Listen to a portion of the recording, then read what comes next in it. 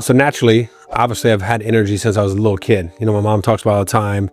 Teachers tell me all the time. I see high school, elementary teachers from back in the day, and they're like, you literally never stopped moving. You know, it's so funny because back then, energy was like looked at as a bad thing. Like I was always labeled the bad kid and the ADHD kid and all this stuff. But I just had so much energy always built up. So as a little kid, I just couldn't harness it. So then they put me on all that medicine and all of that stuff. And that took my personality away.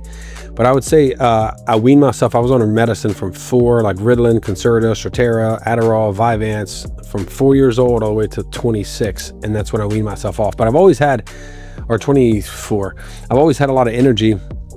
Obviously, I would say it's genetic. I mean, obviously, God gives you what I think you need, right? So I think He knew I was going to need a lot of energy from all the stuff that I go after.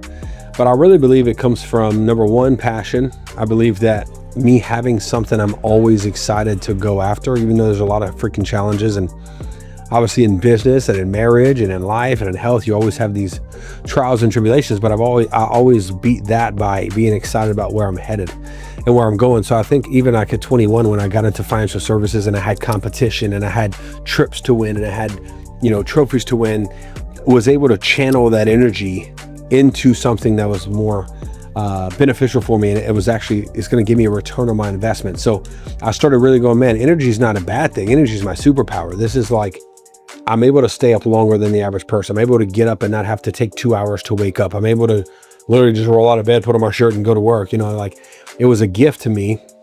And then probably 3 years ago when I started really focusing on my 5F. So I did that for like 10 years. I always had energy, but I channeled a lot of it into just work. And so then I was like, okay, I'm not always fulfilled. I'm fired up all the time, but I'm not always fulfilled because I'm only doing usually one area.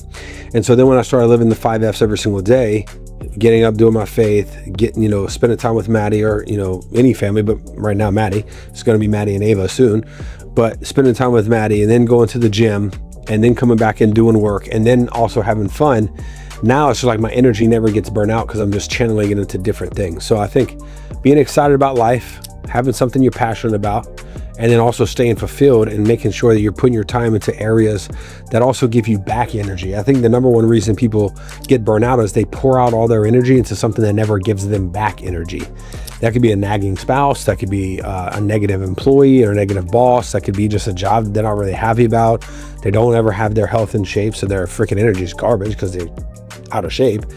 And so a lot of times people give their energy to something that drains all their energy but never gives it back. So I think you always need to also make sure and audit your circle, audit your life, audit your passion, your career, and make sure that all the energy you're exerting is coming back into something or going into something that can give you back energy, which would create a synergy so you're never actually burning yourself out.